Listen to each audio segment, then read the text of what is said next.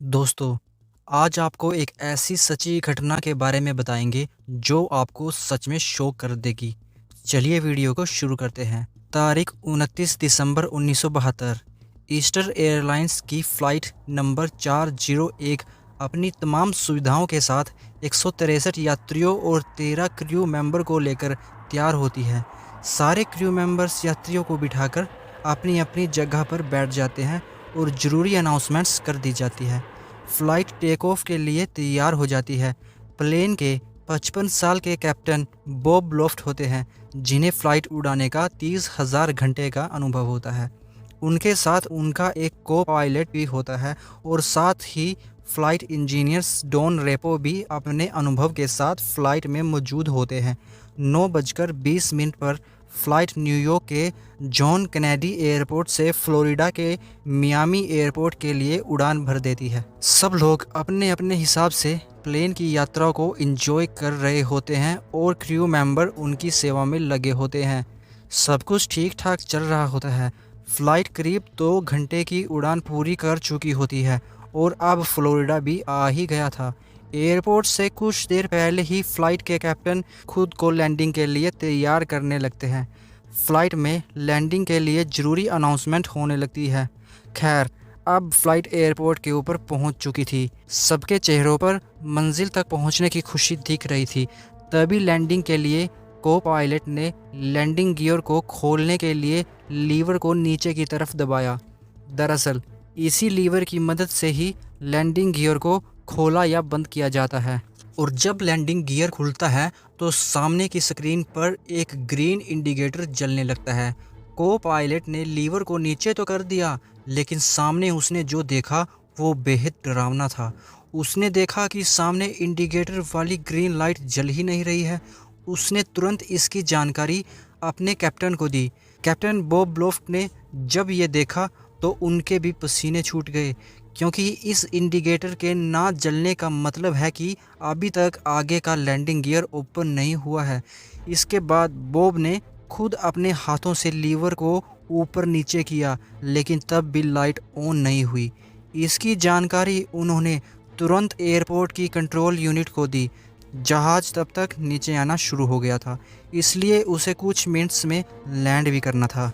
लेकिन जब airport unit को इस बात का पता लगा तो उन्होंने कैप्टन से कहा, जहाज़ को तुरंत 2000 फीट की ऊंचाई पर ले जाइए और उसे ऑटो पायलट मोड पर डालकर खुद चेक कीजिए कि आगे के लैंडिंग गियर के साथ हुआ क्या है। जैसे ही कंट्रोल यूनिट की सलाह थी, डरे हुए कैप्टन ने वैसा ही किया। जहाज़ को 2000 फीट की ऊंचाई पर ले जाकर उसने उसे ऑटो पायलट मोड में डाल दिया। इसके बाद जहाज़ के इंजीनियर साहब कैबिन में पहुंचते हैं और इंडिकेटर को देखते हैं। उन्हें लगता है कि शायद ही इंडिकेटर ही ख़राब हो गया है। इसी के लिए उन्होंने पूरा इंडिकेटर ही खोल कर चेक किया, लेकिन इंडिकेटर बिल्कुल सही था। इसके बाद उन्होंने प्लेन का वो बटन दबाया जिसे दबाने पर प्लेन में लगी हुई हर लाइट ऑन होकर ये बताती है कि सब कुछ सही से काम कर रहा है। लेकिन इस बार भी वो ग्रीन लाइट नहीं जली। इसके बाद प्लेन के कैप्टन ने इंजीनियर साहब को प्लेन के सबसे बॉटम कैबिन में जाकर वहां से आगे की लैंडिंग गियर को देखने के लिए कहा। इंजीनियर तुरंत प्लेन के बॉटम कैबिन में पहुंच चुके थे और इधर 10 मिनट का समय बीत चुका था और प्लेन ऑटो पायलट मोड में था और धीरे धीरे नीचे भी आने लगा था। इधर इंजीनियर ने जो देखा वो असल में मौत थी।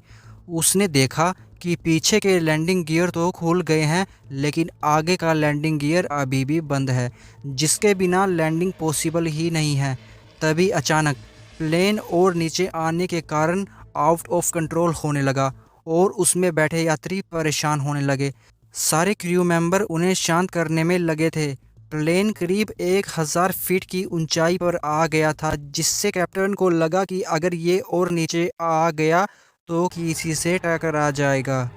इसलिए वो प्लेन को 180 डिग्री पर मोड़ने की कोशिश करने लगा, लेकिन उनकी ये कोशिश पूरी तरह से नाकाम रही और प्लेन बड़ी बुरी तरह से ज़मीन से क्रैश कर गया, जिसमें कुल 101 लोगों की जान चली गई और 75 लोगों को ज़िंदा बचा लिया गया। अब आपको लग रहा होगा कि इसमें भूत तो आया ही नहीं। तो दोस्तों, अभी ये कहानी ख़त्म नहीं हुई है। सबसे दिलचस्प चीज़ तो अभी बाकी है। हुआ कुछ यूँ कि इस फ्लाइट के बाद में एक और ईस्टर्न एयरलाइन की फ़्लाइट ट्राई स्टार 318 न्यूयॉर्क से मियामी की तरफ उड़ान भरती है। उड़ान भरने के बाद फ़्लाइट की air hostess Mary food store की ओर जाने लगती है, लेकिन उसने ओवन से कुछ निकालने के लिए जैसे ही अपना हाथ बढ़ाया तो उनके सामने एक डरावनी सी शक्ल थी जिसकी आंख हिल रही थी। ये देखकर मैरी चिल्लाना चाहती थी, लेकिन उसकी आवाज़ ही निकल नहीं पा रही थी।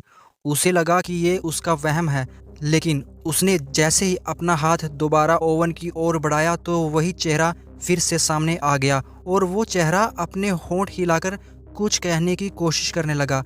मैरी तुरंत वहाँ से डर कर भाग गई और तुरंत जाकर फ्लाइट इंजीनियर से सारी बातें कही।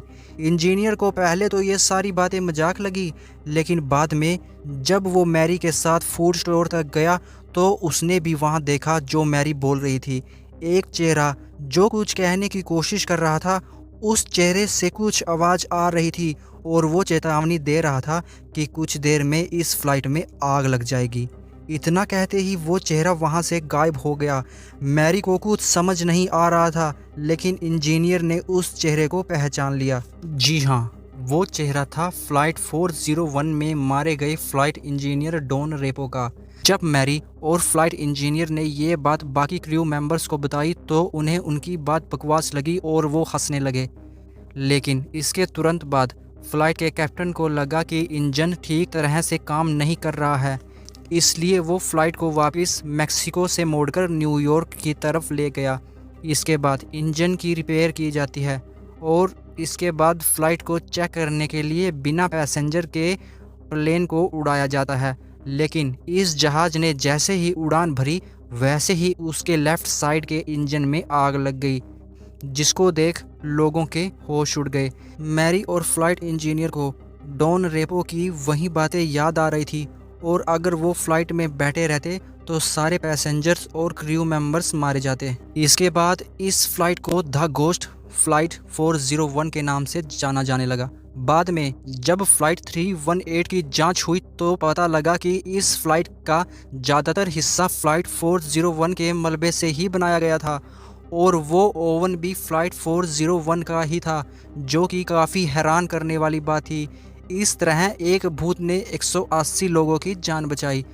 दोस्तों, आज की वीडियो में बस इतना ही। वीडियो पसंद आई हो तो हमारे चैनल को सब्सक्राइब कीजिए और वीडियो को लाइक कीजिए। मिलते हैं अगली वीडियो में एक सच्ची कहानी और एक सच्चे रहस्य के साथ। तब तक के लिए नमस्कार, धन्यवाद।